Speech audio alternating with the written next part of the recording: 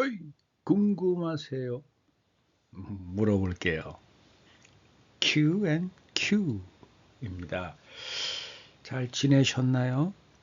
어떠세요? 2025년 가을 여러분에게는 어떻게 다가오고 어떻게 펼쳐지고 세월이 흐른 후 어떻게 기억될까요? 참 2025년은 정말 다사다난한 것 같아요. 그죠? 저 개인적으로도 올해 가을은 참 많은 변화와 많은 사건과 사고 정말 스펙타클합니다. 그런데 즐겁습니다. 네. 아무튼 자, 여러분 Q&Q 오늘은 뭘 가지고 함께 궁리해보고 생각해보고 찾아볼지 시작합시다. 긍휼과 공감의 간격. 네. 긍휼이라는 단어는 사실 기독교에서 쓰는 단어가 아닐까. 물론 우리나라 단어 맞습니다. 그리고 조선시대 또는 예전 우리 고전을 기반으로 한 사상이나 철학이나 이런 역사서 이런 곳에서 가끔 등장하는 단어가 아닐까 싶은데 공감이라는 단어는 누구든지 알죠. 공감하는 거. 공감. 우리는 사회적 존재이기 때문에 우리 인간은 사회를 이루고 살아갈 때 인간으로서의 존엄성과 그 가치가 빛을 발하고 인정을 받습니다. 같이 살다 보면 부대껴서 온갖 많은 일이 일어나잖아요. 당연하죠. 여러분, 온갖 많은 일은 우리 인간뿐 아니라 만사, 천지 만물에 다 있습니다. 우리가 원하는 대로 세상이 펼쳐지길 바라는 것은 조물주도 허락하지 않은 기적입니다. 세상 만사는 우리가 원하는 것도 있고 전혀 원하지 않은 것들도 모두 펼쳐져 있는 게 세상입니다. 이걸 왜 나만, 왜 이럴까? 이런 궁금함이 들거들랑 여러분 생각을 빨리 바꾸셔야 합니다. 그것이 문제가 아니라 그 세상을 바라보는 내가 문제입니다. 내가 흔들리지 않으면 좋은 일은 좋은 일, 나쁜 일이면 나쁜 일, 힘든 일은 힘든 일. 좋은 일이 있을 때면 힘든 일도 있고 힘든 일이 있다 보면 좋은 일도 있을 것이고 평상심을 유지하고 항상 그 사이에서 나를 붙들고 나의 가치, 나의 길을 갈 줄 아는 사람들은 좋은 건 좋은 대로 좋고 나쁜 건 나쁜 대로 필요하고 의미가 있을 것이며 악하고 험한 일은 그것으로서 또 내 자신을 더욱더 향상시키는데 발돋움을 하는데 중요한 기능과 역할을 하게 될 것이고. 자, 공감은 우리 인간에게 절대적으로 필요한 감정입니다. 이것이 없으면 우리 인간은 온전히 살아갈 수 없습니다.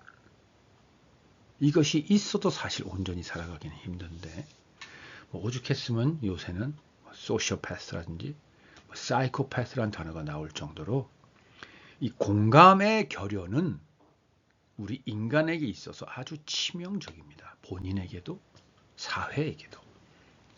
자, 그러면 긍휼이라는 단어와 공감이라는 단어가 어떤 간격이 있나 봅니다. 기독교의 긍휼이라는 단어를 찾아보고 그 앞뒤에 쓰인 부분들을 보면 공감과 너무나 같습니다. 그런데 우리가 뭐 Q&Q라든지 주만 사만 또는 뭐 영어 성경 묵상을 통해서 우리가 자주 접하는 것들이 있죠. 이 비슷하다고 여기는 것, 같은 단어라, 동의어라고 생각되는 것들을 당연히 그렇다, 같은 뜻이다라고 여기면 큰 오해가 생긴다. 같은 의미를 가졌지만 분명히 다른 의미는 또한 무엇인가를 반드시 짚어보아야 한다. 네, 그러면 긍휼과 공감의 간격에 대해서 우리 오늘 함께 생각해보고 질문해보고 답을 찾아보겠습니다. 네. 네, 두 단어의 간격을 알아보기 전에 우리가 영어로 한번 그 두 단어가 어떻게 다른지 한번 보고 갈게요. 자, 앞에 나오는 compassion and mercy, 이것은 긍휼을 한영 사전에서 찾아보면 긍휼을 찍어보면 compassion 또는 mercy라는 단어가 나타납니다. 그리고 공감이라는 단어를 찍으면 empathy라는 단어가 나옵니다. 자, 우선 위에 거 먼저 한번 볼게요. compassion, 이 두 단어가 합해져 있는 거죠. com과 passion입니다. passion은 쉽게 얘기하면 열정입니다. 감정을 이야기하는 건데, 감정 중에 왜 패션을 열정이라고 표현하느냐? 감정의 성격 중에서도 뜨거운 것에 해당되는 것들이 바로 compassion입니다. 뭐 예를 든다면 분노, 질투, 또는 고통, 아픔, 그러한 감정들이 바로 패션입니다. come은 뭔가요? 함께하다입니다. 네, 그래서 company, 친구이죠. friend도 친구입니다. friend는 일상적인, 좀 보편적인 표현으로 friend, 친구다이고, company는 조금 동고동락한 친구, 뭐 불알 친구까지는 아니더라도, 네, friend보다는 훨씬 더 친밀한 관계, 개인적인 관계가 조금 더 바탕에 깔려 있습니다. 회사를 보통 컴퍼니라 그러죠. 왜 그럽니까? 하나의 목표를 향해서 많은 사람들이 함께 거기서 일을 하고 고민하고 뭔가 헤쳐나가죠. 그 동료들 사이에는 끈끈한 무언가 함께하고 공유되는 무언가가 있죠. 그래서 이 컴이라는 단어에는 함께하다라고 하면서 동시에 공유하다, 특히 좀 개인적으로 친밀하게 공유되는 부분, 그게 come이라는 단어가 가지고 있는 성격입니다. 그래서 compassion은 서로의 감정 중에 뜨거운 부분에 해당되는 감정을 함께 나누고 함께 공유하고, 이게 바로 compassion입니다. mercy는 뭐냐? mercy는 가진 자가 가지지 못한 자, 여기서 가졌다 하면 뭐 돈이든 권력이든 명예든 뭐 부동산이든 뭐든 좀 더 많은 것을 가진 자, 좀 더 큰 것을 가진 자들이 그렇지 못한 상대방에게 주는 용서 또는 은혜, 이게 바로 mercy입니다. 용서라는 단어가 나온다면 forgiveness라든지 give pardon 같은 경우도 있을 텐데, 그것과는 뭐가 다르냐면 조건이 없습니다. 무슨 말이냐? 뭐 forgiveness나 give pardon도 조건 없는 거 아니냐? 물론 맞죠. 용서니까 조건이 없어야 되겠죠. 그런데 용서하기 전에 이 상하 관계, 갑을 관계에 있는 관계에서는 분명히 뭔가 을이 또는 아래 또는 없는, 가지지 못한 자들이 무언가 그 위에 있는 자에게 무언가를 했어야 되는데, 책임을 다해야 되는데 못한 경우가 굉장히 많아요. 그리고 이 경우는 대부분 뭐 율법적으로나 법률적으로나 또는 문화 간섭적으로 분명히 그것은 너는 빚진 거야, 잘못한 거야, 책임져야 되는 거야, 아주 객관적으로 보편적으로 누구나에게 확인될 수 있는 것들인데, 그것을 무조건적으로 사해 주는 것, 용서해 주는 게 바로 mercy입니다.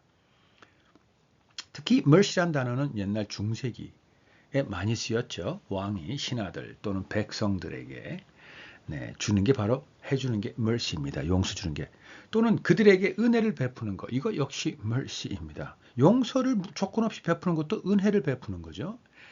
그 사람의 아량, 위에 사람의 아량과 포용력과 가지고 있는 그 넉넉함을 나누어 주는 것, 공유해 주는 것, 선사해 주는 것. 이게 바로 mercy입니다.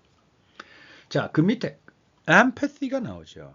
자, 이 empathy, 공감이라는 단어인데 이 역시 두 개의 단어가 합해져 있는 겁니다. pathy, 감정, 감성, 느끼는 느낌을 이야기하는 게 바로 pathy입니다. 아까 앞에서 잠깐 얘기 나왔죠. 뭐 sociopath 또는 뭐 psychopath. social은 사회적으로 느껴야 되는 감정들. psychopath는 개인이 가지고 있는 원만하고 평안하고 균형 잡힌 감정이어야 되는데 이것이 사이코적인 아주 이상한 형태 내지는 아주 불균형한 상태, 아주 깨져 있는 상태로 되어 있는 게 바로 사이코패스죠. 거기서 나온 단어가 바로 path입니다. 네, 그래서 pathy와 M은 뭐냐? enter, 들어가다, into라는 단어가 M이라는 형식을 빌어서 다른 단어들과 같이 결합되어 있습니다. 그러면 그것은 안으로 들어가다입니다. empathy는 뭐냐? 내면의 감정이라는 뜻입니다. 안에 있는 감정. 그러니까 공감하다라는 것은 상대방과 나 사이 안에 있는 감춰져 있는 또는 숨기고 싶은 또는 자기 혼자 기억하고 있는 그러한 것들을 서로 공유한다입니다. 그러면 아직 표현되지 않은 감정을 어떻게 공유하나요? 말을 하지도 않았고 행동을 하지 않았는데 눈빛으로, 그 사람의 표정으로, 그 사람의 기운으로 우리는 알죠. 야, 이거는 정말 말로 또는 무언가의 수치로 과학적, 물리적으로 표현할 수 없는 영역입니다. 그러나 분명히 공감력, 공감이라는 단어는 분명히 있으며 실제로 우리가 살아가는 세상의 인간 사회에서는 굉장히 중요한 하나의 능력입니다. 이 공감하는 능력이 있을 때 우리 사회는 훨씬 따뜻해집니다. 부드러워집니다. 유연해지고 자유로워집니다. 그리고 그 집단 지성은 더욱더 탄력이 생기고 더욱더 많은 일을 해낼 수 있습니다.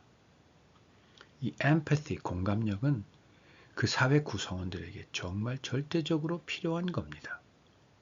물론 이 empathy에서 오해가 생기고 갈등이 생기고 불화가 생기는 것 부정할 수 없습니다. 그러나 아까도 얘기했다시피 그것을 어떻게 바라보고 어떻게 풀어나가며 어떻게 그것을 극복하고 활용하느냐에 따라서 바로 그 집단 지성과 집단 능력이 탁월해지는 겁니다. 자, 이제 본 게임으로 들어가겠습니다. 긍휼과 공감의 간격. 자, 의미의 간격을 우리 먼저 한번 고민해 보십시다. 생각해 보십시다. 긍휼과 공감. 지금까지 영어의 단어의 뜻을 가지고 우리가 잠깐 봤는데 그 의미의 간격이 뭘까? 긍휼, compassion 또는 mercy, 공감, empathy. 이 두 단어의 의미, 뭔가 함께하고 공유된다라는 느낌은 거의 비슷하죠. 그죠? 그런데 아마 공감이라는 단어는 대등한 관계가 조금 더 두드러지는 것 같고, 물론 compassion 같은 경우는 대등한 관계이죠. 물론 아까 mercy는 좀 위아래 상하 관계가 분명하게 좀 표현되고 있는 것 같은데 compassion이라는 단어는 비슷한 관계이죠.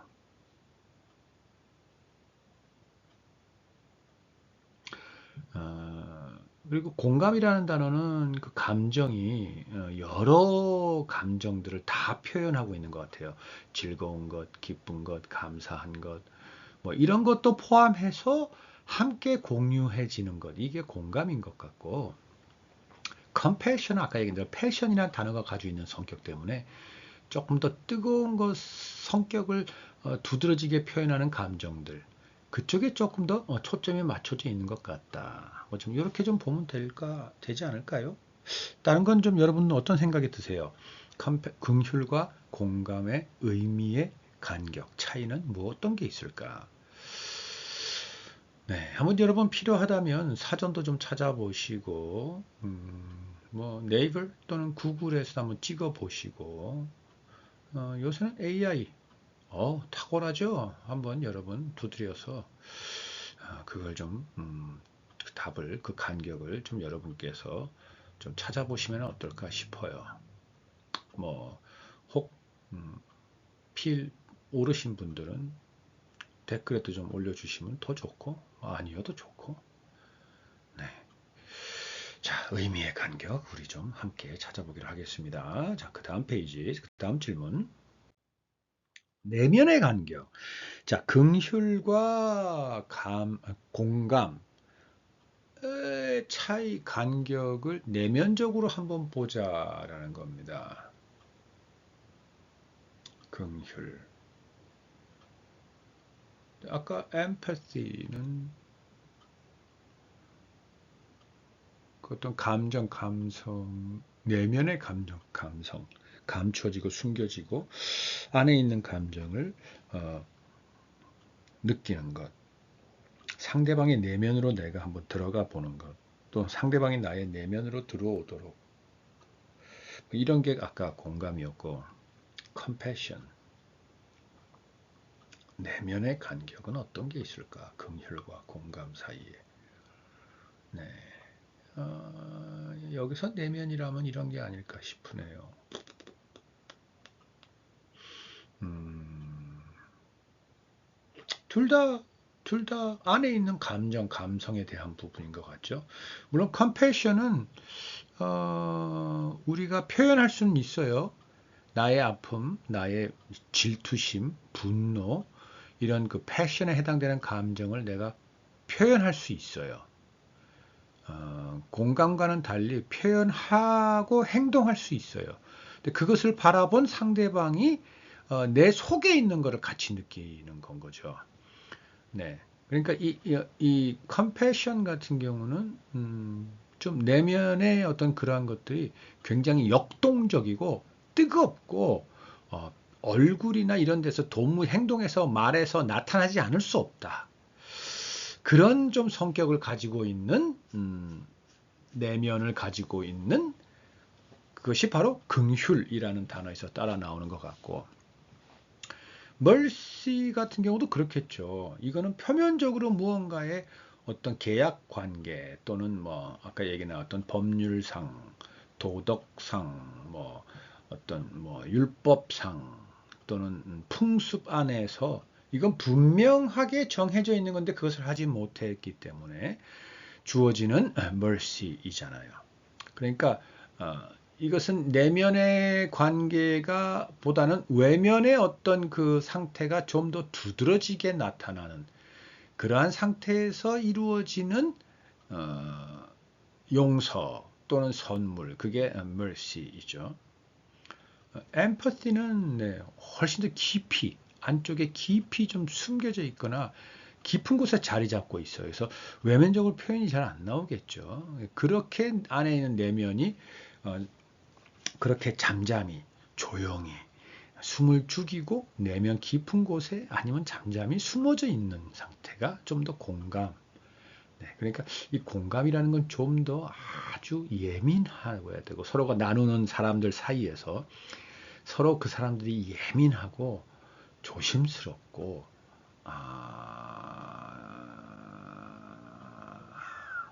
그리고 어떤 정말 일반인들이 가지기 어려운 어떤 감각을 좀 가지고 있는 그러한 내면의 능력들이 있어야 되겠네요. 그죠? 자, 그 다음 질문. 외면의 간격. 자, compassion은 아까 우리 내면을 이야기하면서 뭐 이미 얘기를 한 것 같은데 이 표현이 다 나타나죠.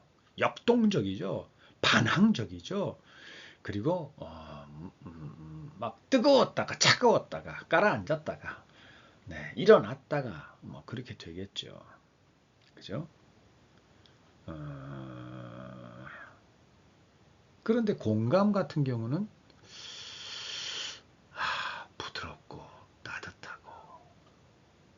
때로는 서로 아무것도 안 할 수도 있을 것 같아요. 그죠? 뭐가 필요하겠어요? 서로 공감하고 있고 눈빛으로 힘들지? 나 힘들어. 그래도 괜찮아질 거야. 걱정하지 마. 그래? 내가 도와줄 수 있으면 언제든지 얘기해. 이걸 굳이 우리 말로 하지 않아도 됩니다. 그죠? 물론 너무나 오랜 세월 동안 그걸 서로가 알기 때문에 말을 하지 않아서 생기는 오해도 아주 많습니다. 특히 부모 자식 간에, 부부 간에 그런 거 많죠. 뭐 친구들 사이에야 서로 뭐 술도 마시고 놀러도 가고 뭐 이러면서 좀 저거 한데 사실 아주 가장 직접적인 가족 관계에서 사실 이런 부분이 좀 더 공감이 있다고 여기면서 해야 할 것을 안 해서 생기는 오해가 많기도 합니다만 아무튼 외면의 간격은 공감은 좀 차분하고 조용하고 그러나 compassion 또는 mercy는 분명하게 보인다라는 거죠. 그 외에 또 다른 건 없을까요, 여러분? 제 얘기만 듣고 다음 페이지 넘어가는 것. 이 영상을 들을 동안에는 뭐 그래도 뭐 그럴 수밖에 없겠고 그럴 수도 있지만 하고 나서 이 여러 제가 던지는 질문들 중에서 전부 다 또는 최소한 한두 개라도 여러분 머릿속에 딱 갖다 놓고 올려놓고 수시로 뭐 차를 운전하면서 지하철 타고 왔다 갔다 하면서 걸어 다니면서 밥을 먹으면서 뭐 치솔질을 하면서 한번 생각해 보십시오. 우리는 이 현대 사회를 살아가면서 해야 할 일, 노동, 내 능력을 펼치는 일에는 너무나 열심이지만 나의 내면의 능력을 키우는 데는 너무너무나 무관심하고 게으르고 무례합니다. 내 자신의 가치는 내 안에서부터 발현되지 않나요? 내 손과 발, 나의 머리가 하는 이 나타나는 능력들의 시작은 나의 내면이잖아요. 나의 성품은 또 어떤가요? 나의 태도, 나의 눈빛, 이 모든 것은 나의 내면이 결정하는 것 아닌가요?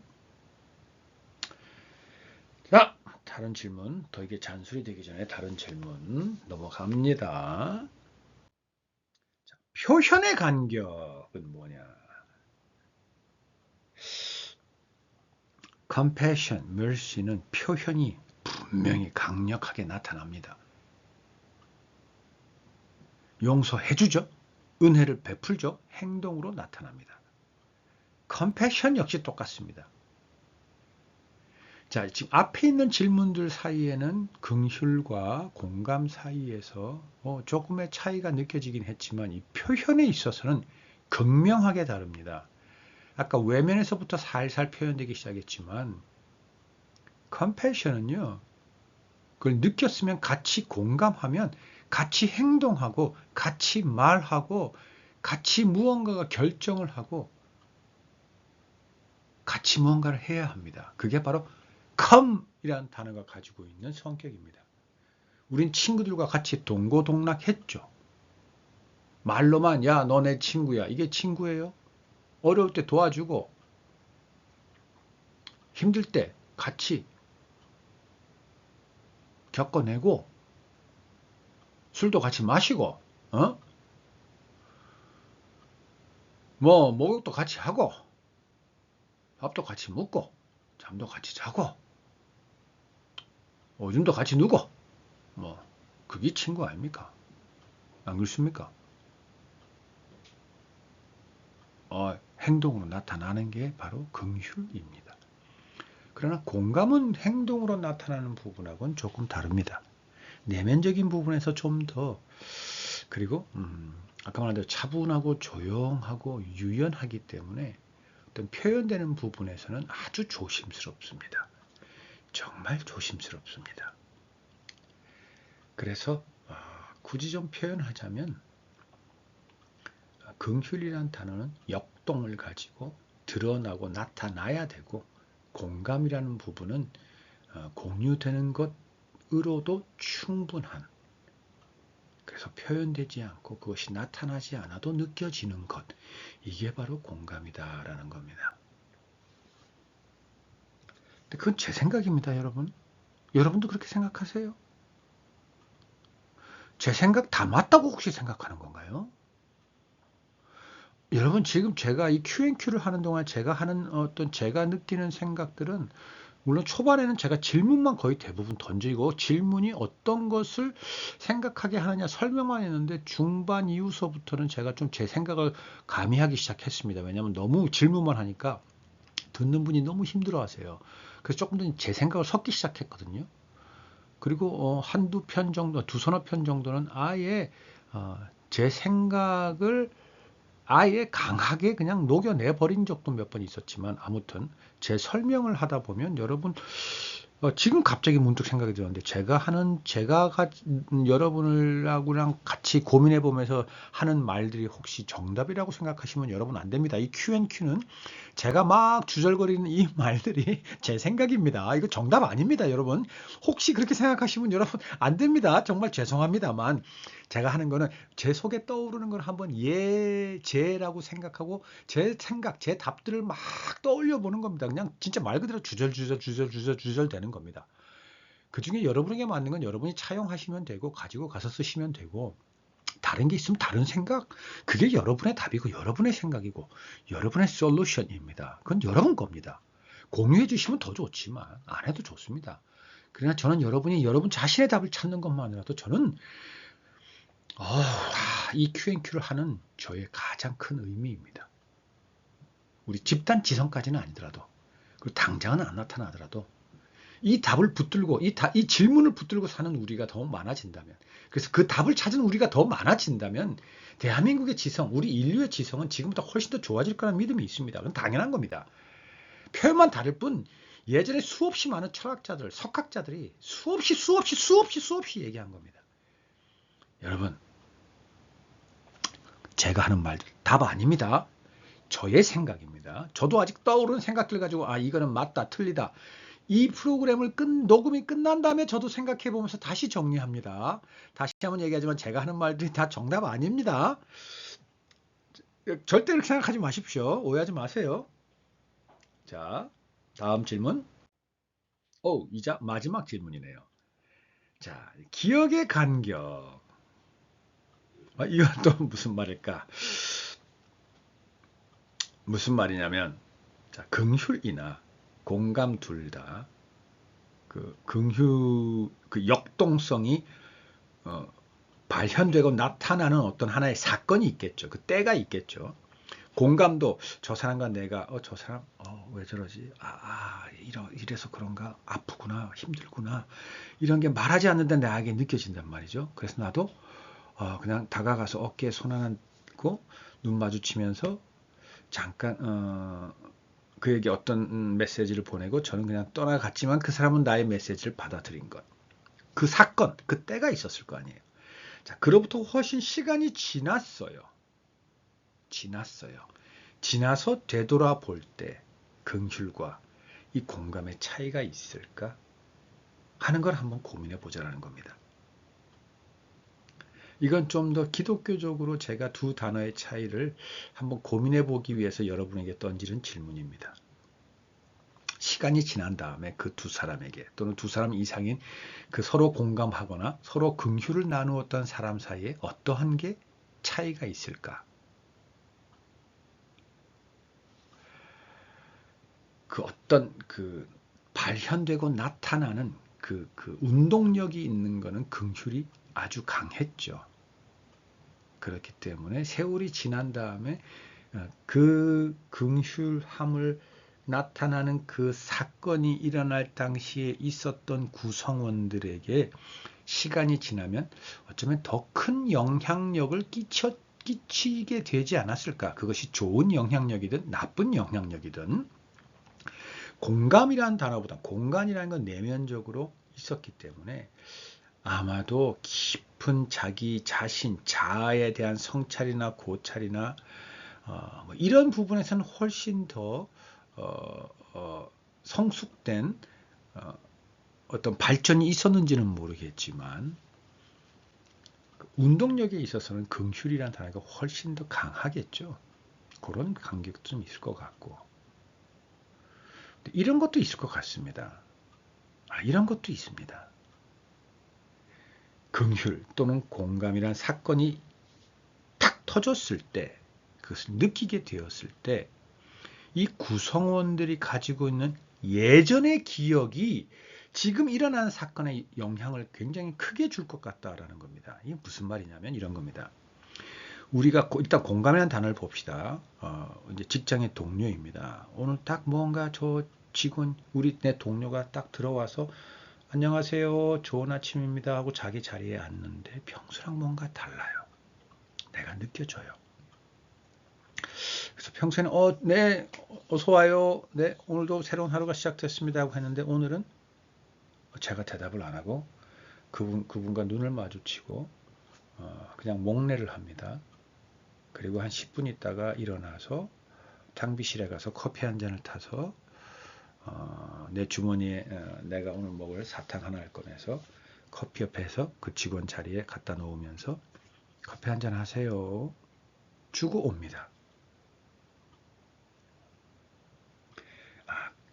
이 사건이 일어날 당시에 내가 느껴지는 건 거죠. 이것은 과거에 내가 그런 상황에 처했을 때 누군가가 나에게 와서 그러한 것을 베풀어주고 나는 너의 그 아픔을 알아. 힘내. 라는 메시지를 어떻게 그렇게 조용하고 차분한 눈빛이나 또는 하나의 작은 사소한 걸로 나에게 위로를 준 경험이 있었기 때문에 지금 나도 그 사람의 그런 걸 느낄 수 있었을 뿐만 아니라 그렇게 공감에 어울리는 행동, 표현들을 해낸 거겠죠. 나의 과거에 그런 공감에 해당되는 경험들이 없었다면 물론 공감력을 가진 사람들의 대부분은 선천적으로 공감력을 타고난 분들이 많습니다. 네, 우리 기독교인 표현으로 영적으로 영적으로 굉장히 예민한 분들, 일반적인 표현으로는 사람의 감정에 훨씬 더 예민하고 섬세한 분들, 타고날 때부터 그런 분들도 많습니다. 그리고 물론 그런 분들은 또 이렇게 지나온 어떤 많은 경험들을 통해서 그 사람들이 느끼는 공감력이 좀 더 정확해지겠죠. 오해나 이런 곡해의 여지가 적게 공감력을 느끼게 되겠죠. 자, 그러면 긍휼이라는 건 어떨까요? 내 과거에 지금 긍휼을 느낄 수밖에 없는 사건과 동일한 나의 경험이 분명하게 있는 겁니다. 공감처럼 있는데 긍휼이라는 단어가 가진 게 워낙에 역동적이다 보니까 큰 사건, 사고, 어떤 상황이 굉장히 큰 어떤 상황인 겁니다. 공감보다는 훨씬 큰 상황이고 그곳에서 누군가가 나에게 긍휼을 베풀어 준, 또 내가 또 누군가의 긍휼을 베풀어 준, 그래서 그 결과가 생각하지 못했던 좋은 결과가 되었던 나쁜 결과가 되었던 그러한 무언가가 임팩트 있게 강하게 나타나고 쌓여있는 축적된 경험이 있는 겁니다. 여러분, 긍휼이 가지고 있는 그 컴패션이나 mercy는 용기 또는 결단이 없으면 이건 할 수 없는 감정들입니다. 긍휼을 베푼다? 그러니까 compassion 또는 mercy, passion이라는 단어가 워낙에 뜨거운 성격을 가지고 있는 감정을 같이 공유하는 거기 때문에 공유하는 사람들 사이에서 상대를 향한 또는 나를 향한 뜨거움이 없으면, 다시 말해서 용기와 결단이 없으면 또 그 말은 반대적으로 뭔가요? 큰 손해나 나에게 치명적인 어떤 해가 나에게 다가올 수도 있음에도 불구하고 나는 그것을 하는 것, 그게 바로 compassion이란 말이에요. 긍휼이란 말이에요. 네. 그래서 이 긍휼이라는 단어는 예수 그리스도의 십자가, 예수 그리스도를 십자가에 매어 다니는 저들의 죄를 위해서 예수님이 자기의 생명을 내어놓는 것, 바로 그게 compassion, 긍휼이거든요. 그게 바로 mercy, 자비란 말입니다. 용서란 말입니다. 은혜란 말입니다. 그렇기 때문에 이 compassion이라는 단어는 내 삶의 이미 과거에 정말 누가 보고 들어도 야, 어떻게 그런 일이 일어났지라는 일들이 많이 쌓이면서 그것이 축적되어 있어야 합니다. 그래서 지금 나타나는 컴패션을 내가 행동으로 그 어떤 운동력으로 행할 수 있는 파워, 에너지가 이미 내 속에 있을 때 바로 그 컴패션이 발현되고 실현되고 나타나고 드러날 수 있는 발발이 되는 겁니다. 촉발이 되는 겁니다. 컴패션은, 긍휼은 그게 있어야 합니다. 그런데 그 과거의 경험이 많이 쌓여 있기 때문에 나타나고 드러날 때 강하게 촉발, 발발도 되지만 은은하게 절제되고 기다리고 차분하지만 신속하고 정확하고 절도 있게 그 정확한 정도, 강도에 맞추어서 때에 맞추어서 이게 표현됩니다. 나타납니다. 드러납니다. 예수님의 십자가는 하나님이 정한 때에 나타났습니다. 그보다 먼저 나타나지도 않았고 늦게 나타나지도 않았습니다. 그런 것처럼 이 긍휼이라는 것은 절대적으로 바로 그때의 적당한 강도로 그 구성원들 사이에 완전한 용기와 결단과 강도와 합의와 모든 것이 이루어질 때 나오는 것이 긍휼입니다. 성경에 사마리아인의 비유라는 것이 나옵니다. 그것도 보면 우리가 사마리아인이 그 강도 들려서 거반 죽게 된 사람을 살려내는 걸 보는데 그 사마리아인의 용기, 결단, 그것이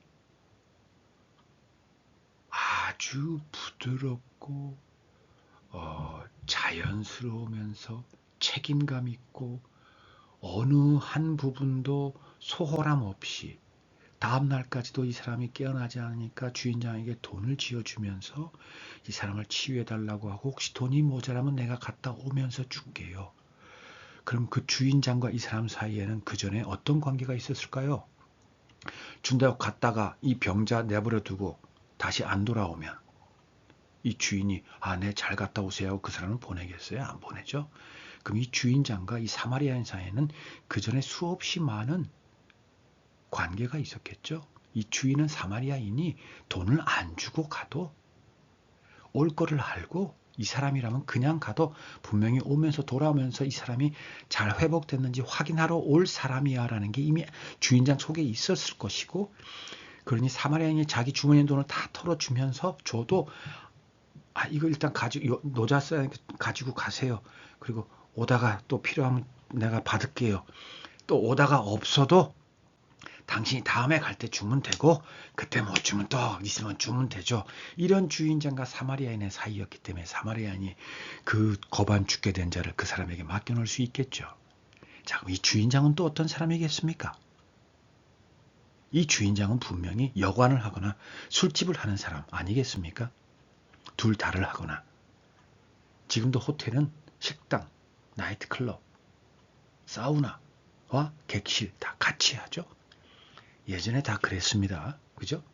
그러면 자기 집에 투숙객 중에 거의 지금 죽게 된 사람이 있다. 이거 주인장이 네, 두고 가세요. 내가 잘 케어해드릴게요.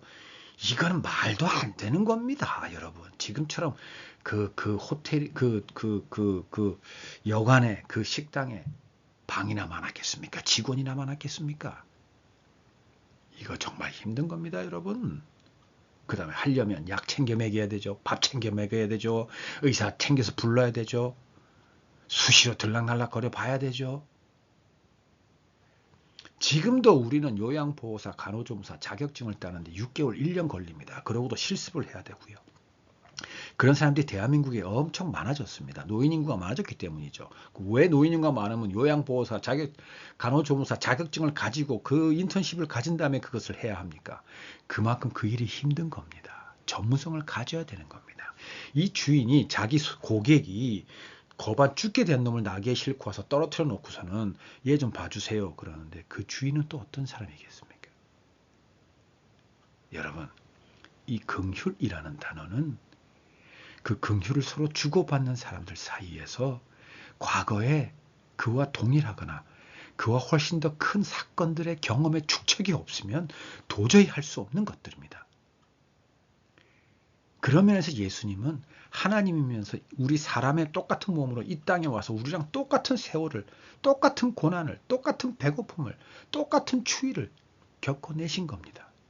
바로 그게 있었기 때문에 예수님은 그 십자가 사건을 사람으로서 해낼 용기와 결단과 순종과 그 자비와 은혜를 베풀 만한 용기가 있었던 겁니다.